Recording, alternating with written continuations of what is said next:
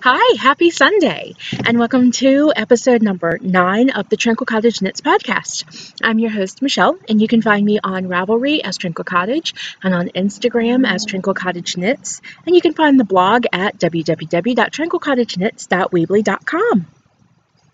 So, hi, how is everybody? I hope everything is just awesome sauce. It has been a fun week here at the Tranquil Cottage. Work, as is typical. Refuse to talk about it because Sundays are mine. Husband and I have plans to see some family today, which we're very excited about. I had plans to see family a couple weeks ago, my side of the family, and flat tire. Ended up canceling those plans. I was very sad. But we are going to see my husband's family today, and I get to see and snuggle my nephew, who is January, February, March, April, May, 8 months old, 8 months of chubby, snuggly baby goodness. So I get to get some of my mothering instincts out on him and squish him and then give him back when he cries. I love that.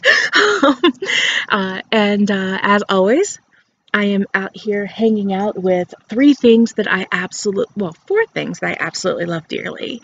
The backyard at our house, out here in the Shenandoah Valley, where it is just tranquil and lovely and peaceful, and the sky is not blue today, it is gray, but the weather is fabulous for August. I mean, goodness, today is August 27th, Sunday, August 27th. And I mean, it is like 70 degrees out here. It is glorious. I feel horrible for all the people out there in Texas getting hit with Hurricane Harvey. But guys, come on up here because it is wonderful. I am also hanging out with Callie and Tucker, who are going to play now. You heard Callie har-har-harring in the background. She is my 55-pound lab mix, and that is Tucker, my 90-something pound shepherd mix. And they are running around the yard kicking up dust. And my 4th love. Oh, iced coffee. How glorious thou art. So this is me and my husband's iced cold brew. Accompanies me every Sunday. And pretty much if you see me out and about and I'm functional, it's because my day started like this. So,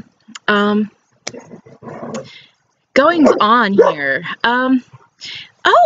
Last night I tried my hand at making Last night I tried my hand at making homemade chile rellenos. I butchered the pronunciation and I butchered the recipe. Not really. I think I overbeat the egg mixture.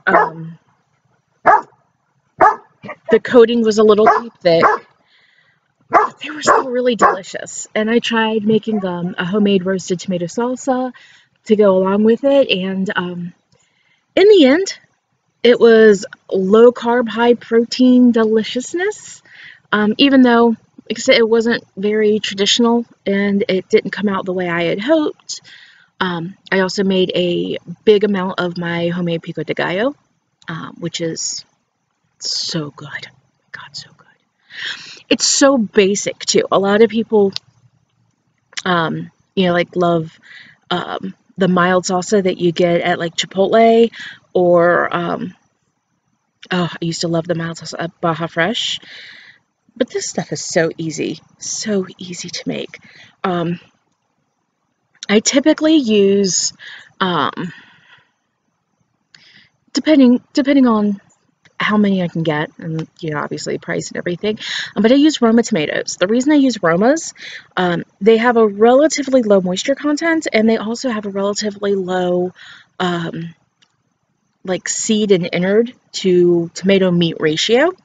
So I use Romas, They are so easy to deseed. I just chop the tops off, trim around the top, and then it is really easy to split them down the middle and just take a spoon and kind of scoop out the gunk in the middle. Now, the thicker membrane in the middle, I will save that and actually use it to make like tomato sauce and salsa, anything like that. But I just use the outside part. And in aroma tomato, it's surprisingly thick. So I finally dice up, I think yesterday I had like 4 pounds of Roma tomatoes. So dice that up. I throw in a clove of garlic. I have a garlic press, so I mince clove garlic. I chop up a healthy handful of cilantro. I put in the juice of, for that amount, the juice of 1 lime, and salt, and depending on the size of your onion, about that big, diced up very finely. And then the key is, oh, and pepper. Use a little salt, a little pepper. A lot of salt, little pepper. And once you get everything, you just toss it. Oh, and for peppers, I use serrano. Now, the reason I use serrano is because, to me, a jalapeno has a very distinct flavor. There's no way I can describe it other than it's a very jalapeno-y flavor. It's a very distinct flavor to me, and to me that overpowers the pepperiness and the spice that I want in my salsa with jalapeno flavor. So I choose serranos. I love a serrano pepper. It's higher on the Scoville chart than jalapenos, so it's more heat. The ones we got yesterday at the store, well, we got them at the, there's a farmer's market type place that we went to. They were really mild. I was very surprised. The heat was very slow. Normally, it touches my tongue and it's like instant, woo, you know. But these were very mild, but the heat came after. So you pop a piece on your tongue and you're like, oh, okay, that's a pepper. Ooh, there it is. Ah, now I feel it. So it was that kind of heat. It was slow to come on, but very good flavor. So for that recipe, I used 2 serranos. And again, that's because those were very mild. I actually chopped them up with the seeds. Normally, I do not. Normally, I take the seeds out. These were also very small serranos compared to what I normally get at the grocery store.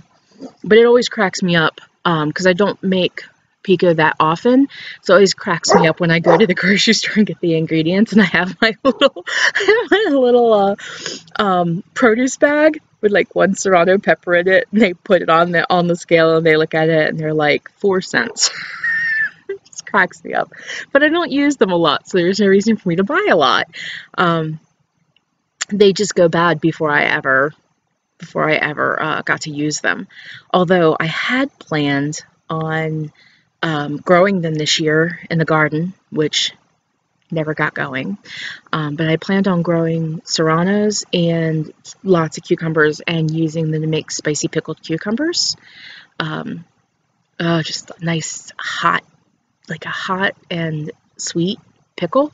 I wanted them so bad, but I never got around to doing it. So those of you doing refrigerator pickles, thumbs up. I know on the Prairie Girl Knit and Spin, I know that Danny and Susie were talking about making refrigerator pickles, and I was so jealous. Amy Beth was also doing it. Joanna hasn't posted, but I'm sure, Knit Spin Farm, I'm sure she's doing it, and I am so totes jelly, guys.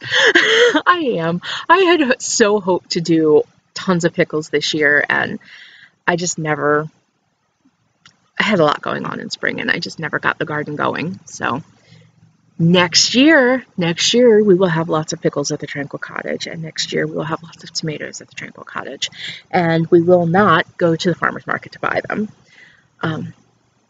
The other thing I have to say, if you follow Joanna Knit Spin Farm, if you follow her on Instagram, oh my god, the bread. her husband, Bill, wonderful, wonderful guy. I got to meet them at Rhinebeck last year after following her podcast for so long, and I've bought lots of fiber from her, and I think I've got a couple project bags, and my bullet journal covers I love. Oh, you know what? I should totally go get them and show you because I love them so much.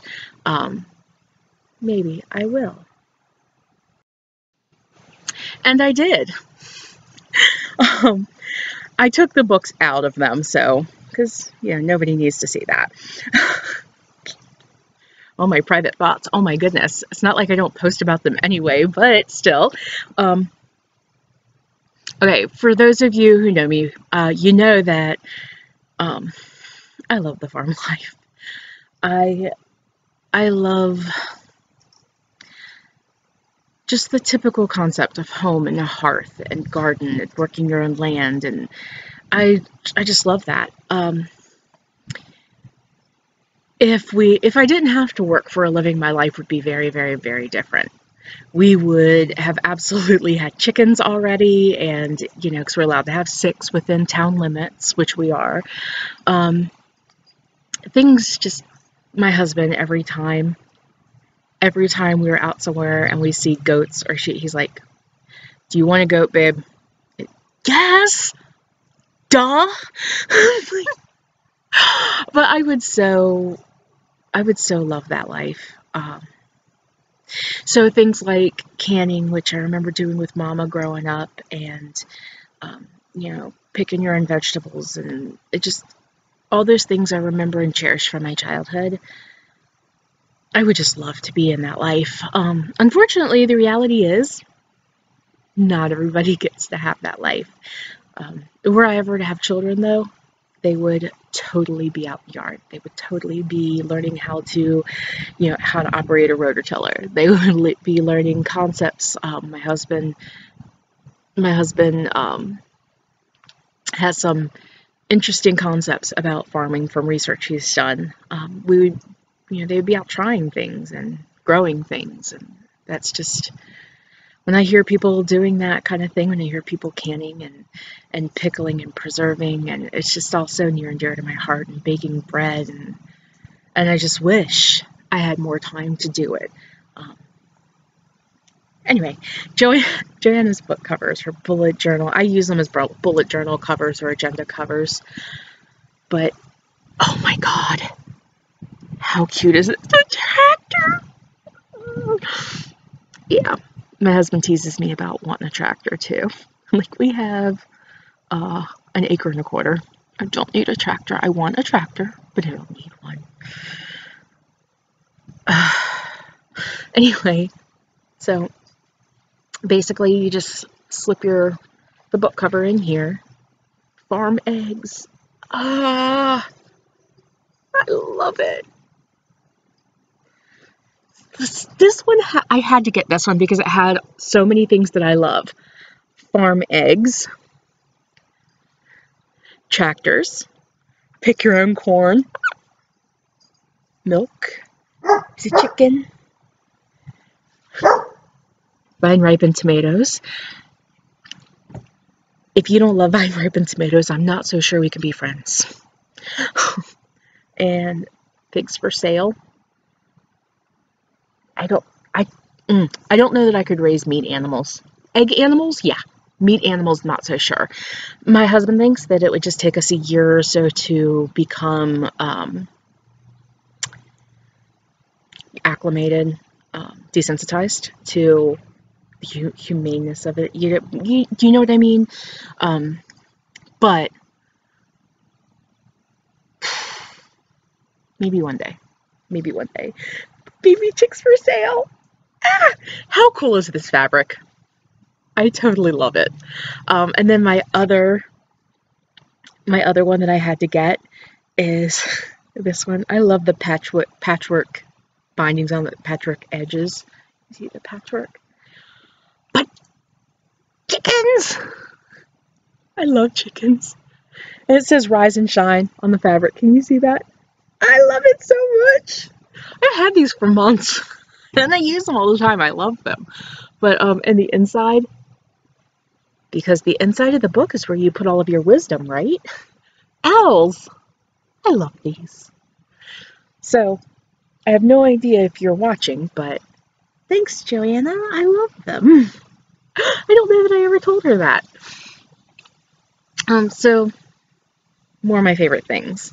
Anyway, I don't even know why I was telling you that.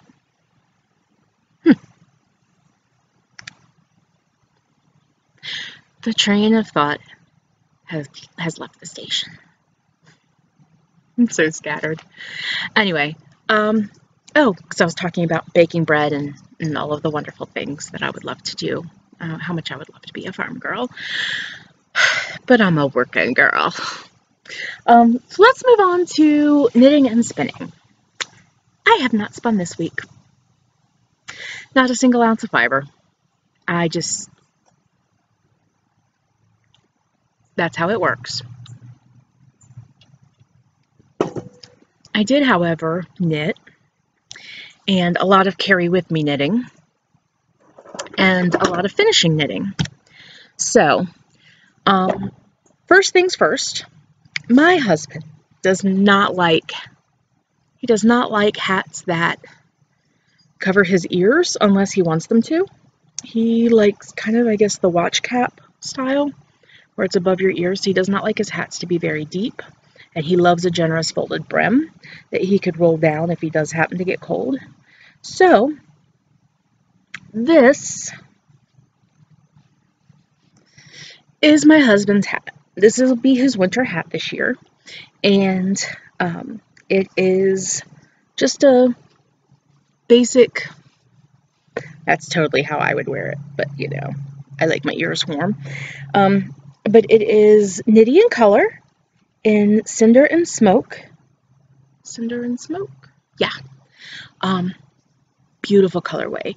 Very, very masculine. It's got lots of, see if I can get better color. Not really. But it is gorgeous. It is all oranges and like a pop of fiery orange, like an orange red, and like grays and browns and a little bit of white. He absolutely loves these colors. Like these colors are all in his wheelhouse. He loves neutrals and oranges and browns, which, what if you consider brown a neutral? Consider like taupe a neutral. But anyway, so this is my husband's winter hat. Again, it's just a standard hat pattern. I cast on, I don't know, this probably like 80, maybe 80 stitches, maybe 100, somewhere in there. 2x2 ribbing for a generous brim. And then after that, straight knitting in the round. And then I am really not a fan of the swirl decreases on hats. So I tend to decrease very evenly around the circle.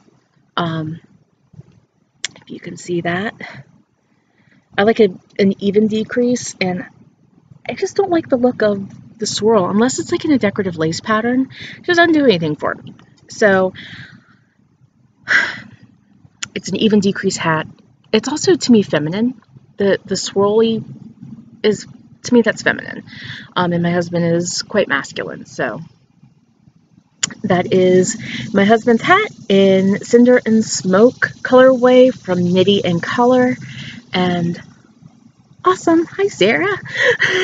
Thanks for the color. God, I love this. So pretty. Next up is, oh, Pom Pommy goodness.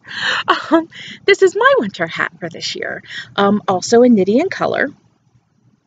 Oh, I did forget to mention one thing about his hat. One of the things I love about Nitty and Color is that you don't get pulling, so that actually makes the hats very beautiful in reverse. So when you knit a hat in stockinette, the wrong side is just as beautiful. And so if I don't often do pom-poms for me, But God, this one needed it. And I had enough yarn left over, but not enough yarn to really do anything else. So this is my winter hat, and I like not quite as generous a brim, more length so that I can slouch it if I want, or pull it down over my ears, you know, if I want, keep the back of my neck warm. So this is my winter hat. Pom-pommy goodness. And I can fold it up if I want. I love that. That's so happy. Sitting out in August trying on wool hats.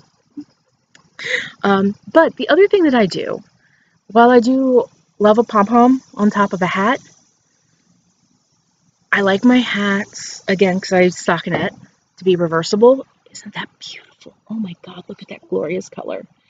So in the event that I want to do it this way and wear it wrong side out, what I do is I do not permanently fix my pom-poms.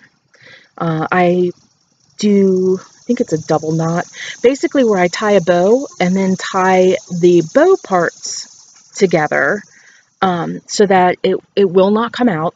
I've got to pull it to be able, I've got to pull the strings to be able to get that pom-pom to come out. But yet it's sturdy and it's not going to come off on its own. But that would allow me to be able to wear the hat this side without having the pom-pom shoved up underneath. Although,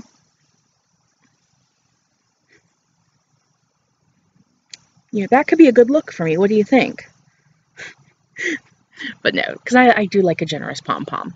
So again, if I wanted to, I could just pull this pom-pom off and then just reattach it later so I could wear the hat inside out if I wanted a little more conservative look, which, if you're wearing colors like this, yo, ain't no conservative in you.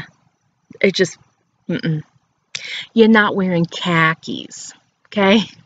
You're not. Just saying. Oh, and you can thank Prairie Girl Susie for that horrible Minnesota accent. I was listening to their podcast the other day, and she got me listening to Wine and Crime podcast. I love crime. I love true crime. I love anything like that. So she mentioned that podcast, and she also mentioned This American Life, which I already listened to. But Wine and Crime, I was not familiar with, and it is hilarious. So now I've downloaded a bunch of episodes, and I've been binge listening to that. So thanks. Appreciate it, Susie. Another podcast to keep up with, but it is really funny. And I do like me some wine. I think it's a good match.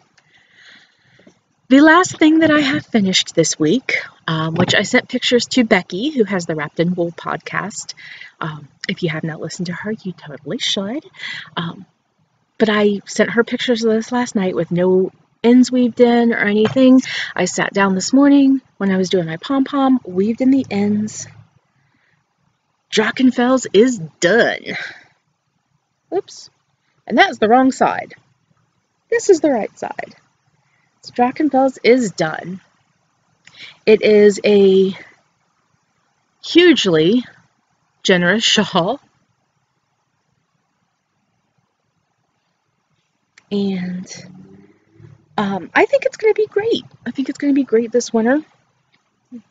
Again, yeah, don't mind me. I'm just the crazy lady in the neighborhood who is wearing wool in August like nobody's business.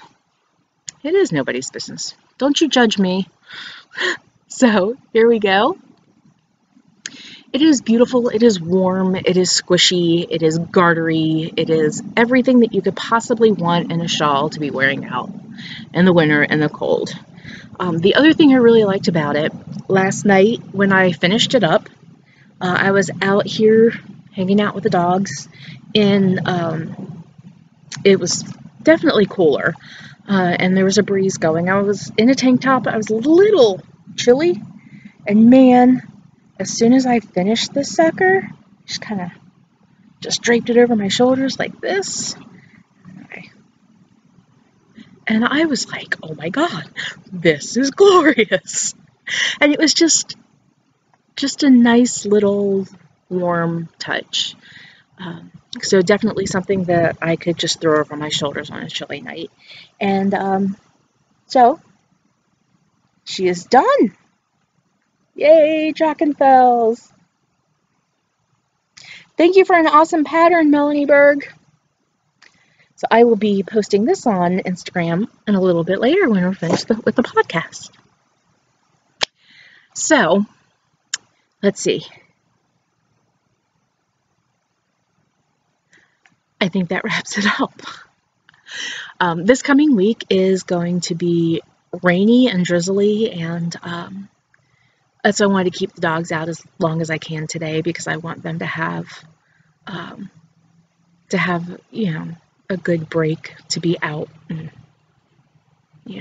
get as much sun and fun as they can before the wet week comes. Harvey's going to make his way up towards us, and we have a forecast of a rainy week ahead. So it looks like it's going to be maybe a pot of chili and maybe a couple good books and lots of knitting and spinning if I can manage. So I hope you all have an absolutely wonderful week, and I hope you get some knitting and spinning of your own done, and look forward to seeing you next Sunday. Bye!